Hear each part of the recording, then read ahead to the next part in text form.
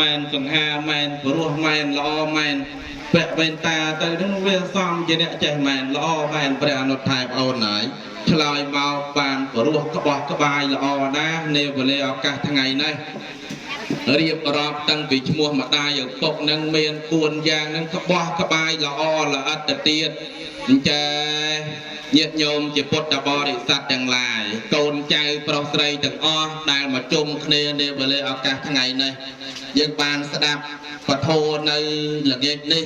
ឃើញថាព្រោះល្អណាស់តាក់ទងទៅនឹងជាតិគុណនិងឧបការៈគុណដែលកូនចៅធ្វើនៅកតញ្ញូកតវេទីចំពោះលោកអ្នកដ៏មានគុណ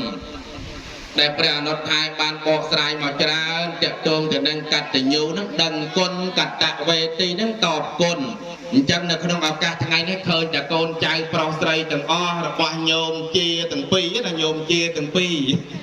ហើយនឹងញោមខំ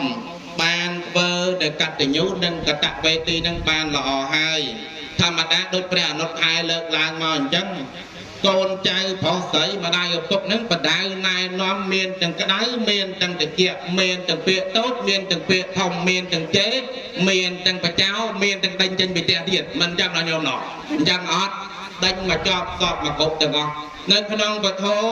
លោកឲ្យកូនចៅទាំងអស់ហ្នឹងដឹងគុណលោកអ្នកដ៏មានគុណណាកូនចៅប្រុសស្រីទាំងអស់ឲ្យដឹងនៅគុណនៅបការៈរបស់លោកអ្នកដ៏មានគុណអញ្ចឹងមិនមែនឲ្យដឹងទាំងទោសទេឲ្យដឹងត្រឹមគុណទៅបានហើយធម្មតាបដៅកូនឲ្យរុងរឿងឲ្យរីកចម្រើនធម្មតារឿងអីតែមិនមែនពាក្យលើសខ្លះដល់ញោមណោះញោមផ្លាប់ជេរកូនជេរចៅឯងជេរព្រះអង្គជេរដល់ទាំងព្រះអង្គទៀតអីអត់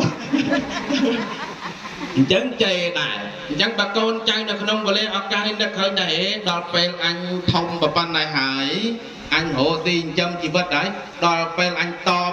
ទៅឪពុកទៅម្ដាយអញវិញហើយអញ្ចឹងពីមុនមកគាត់ចិញ្ចឹមអញដោយបាយទឹកនំចំណីអញ្ចឹងចិញ្ចឹមគាត់ដោយបាយទឹកនំចំណីវិញដល់ញោមណោះបាទតបមកគាត់ថាពីមុនមកគាត់ធ្លាប់ជេរអញដែរតើម៉ែអញឪអញធ្លាប់ជេរអញដែរតើអញ្ចឹងអញជេរវិញហ៎អញ្ចឹងជេរវិញអត់ញោមមិនគួរជេរវិញទេនៅក្នុងនេះលោកសំដែងថាកូនចៅប្រុសស្រីមានកតញ្ញូមានន័យថាដឹងគុណ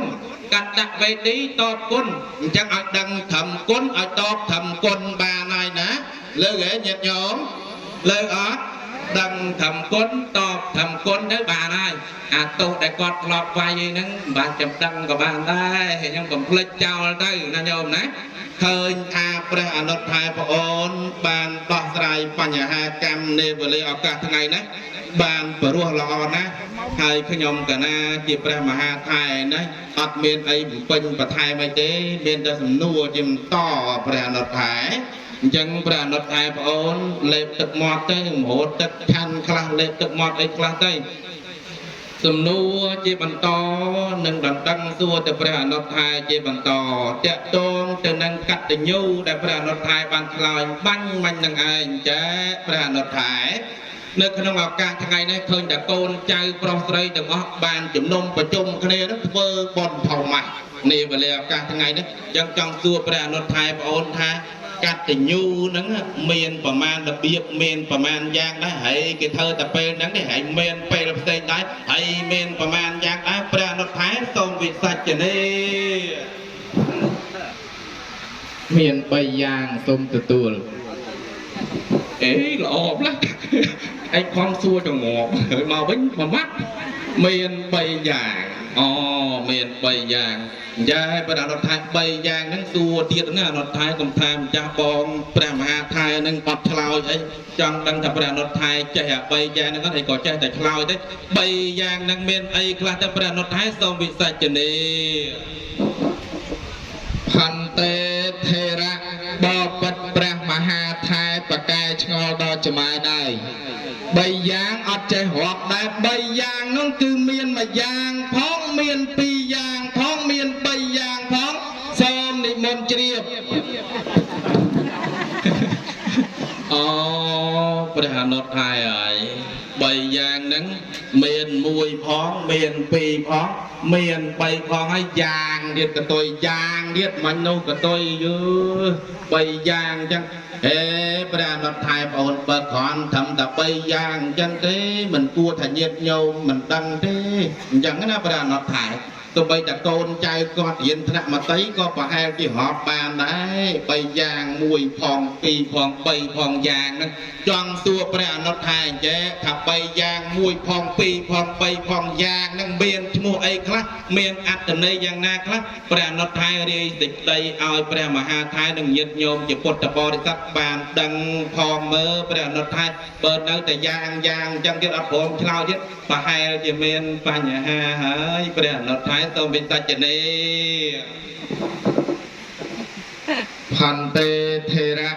Bà bật bà mà ha thai đó chùm ra Nhóm cầm hiểm thật là miền bánh nhà ha Tiết nhóm mau lan chú mũi cái này Còn là khóc sọc với nhóm bỏ ông thú Này chàng à tì ca nơi khang khảo mà khang phải bà sọp Mà nơi khang thai để nơi khang chia gần đây cứ khang sọc chật bà đây Nơi chật khai đây Chê bà mà ha thai bóng Các tình nhu để con trai pro srei tầng ọc bầm bệnh ởក្នុងទីនេះលោកឲ្យឈ្មោះ3យ៉ាងនោះទី1មាននច្ចកតញ្ញូការធ្វើបុណ្យជារៀងរាល់ថ្ងៃជានិច្ចកាលដឹងគុណឪពុកម្ដាយទី2លោកឲ្យឈ្មោះថាការលកតញ្ញូធ្វើបុណ្យម្ដងម្កាលចំពោះគាត់ដូចមានបុណ្យជុំបិណ្ឌបុណ្យកឋិនបុណ្យចូលឆ្នាំអីជាដើមបុណ្យផ្កាបុណ្យអីចឹងដែរដូចញោមបុណ្យផ្កាយញាតិញោមកូនចៅមានជូនលុយទៅបុណ្យដែរញោមជាទាំងពីរជូនញោមហ្នឹងហៅបុណ្យម្ដងម្កាលការលកតញ្ញូទី3បកាសនកតញ្ញូដូចនៅក្នុងវេលាគ្រាឱកាសនេះអញ្ចឹងញាតិញោមកូនចៅប្រុសស្រីទាំងអស់បានទៅអញ្ជើញលោកគ្រូអាចារ្យមកដឹកនាំអញ្ជើញញោមជាអ្នកមានសិលកាន់សិល5សិល8មានឃើញទាំងលោកយាយសមាទានសិល10ទៀតណោះបាទលោកយាយជីទៀតឯណោះអញ្ចឹងមានទាំងនិមន្តប្រសង់មកនេះគេហៅថាបុណ្យបកោប្រកាសបុណ្យនេះធំមកញោមបុណ្យដាពឹស្ដាផងចម្រើនបច្ចុប្បន្នផងហើយនឹងបច្ច័យ4ផងចម្រើនបច្ចុប្បន្នធ្វើឲ្យអាយុវែងនឹងអាចចម្រើនបច្ចុប្បន្នធ្វើអាយុវែងអញ្ចឹងដាពឹស្ដាចម្រើនបច្ចុប្បន្នធ្វើឲ្យអាយុវែងនិមន្តប្រសង់មកចម្រើនព្រះបរិត្តក៏អាចធ្វើឲ្យបានអាយុវែងដែរញាតិញោមជាពុទ្ធបរិស័ទប្រុសស្រីទាំងអស់ហើយនិយាយអំពីបច្ច័យ4ណែញោមសំខាន់ណាស់បច្ច័យ4ញោមបច្ច័យប្រែថាម៉េចញោមបច្ច័យញោមថាបច្ច័យប្រែថាលុយឌីគុណ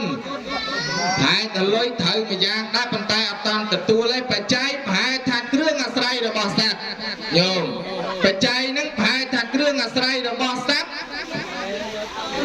បច្ច័យប្រែថាគ្រឿងអាស្រ័យរបស់សត្វហ្នឹងគឺមាន4យ៉ាងទី1ជ័យវរៈបច្ច័យទី2បណ្ឌបាតបច្ច័យ3សេនាសនៈបច្ច័យ4គិលានភេទជ្ជៈបច្ច័យជ័យវរៈបច្ច័យបានដល់សម្ពុតខោអាវសៅស្បែកញាតិញោមកូនចៅប្រុសស្រីប្រើរបស់ម៉ែអស់ប្រមាណ1ឆ្នាំញោមប្រើអស់ម៉ែអស់ប្រមាណ1ឆ្នាំអញ្ចឹងហើយបានបុរាណណាចាស់លោកឲ្យប្រើពាក្យថាតបគុណលោកមកឲ្យប្រើពាក្យថាសងគុណឪពុកម្ដាយទេអញ្ចឹងធ្វើបុណ្យថ្ងៃណាធ្វើបុណ្យតបគុណគាត់ហ្នឹងហើយតបគុណគាត់នៅជ័យវរៈបច្ច័យអញ្ចឹងយើងរាប់តែ1ឆ្នាំទៅតាំងពីយើងកើតមកយើងស្លៀកសម្ពុតខោអាវរបស់គាត់អស់ប្រមាណទី2លោកឲ្យឈ្មោះថាបណ្ឌបាតបច្ច័យញោមរាប់អង្គមើលញោមមកបេមានប្រមាណគ្រាប់អត់មើលញោមមកបេមានប្រមាណគ្រាប់ច្រើនណាញោមអញ្ចឹងជពាក់គុណម៉ែឪយើងច្រើនណាស់អញ្ចឹងយើងត្រូវធ្វើតបគុណគាត់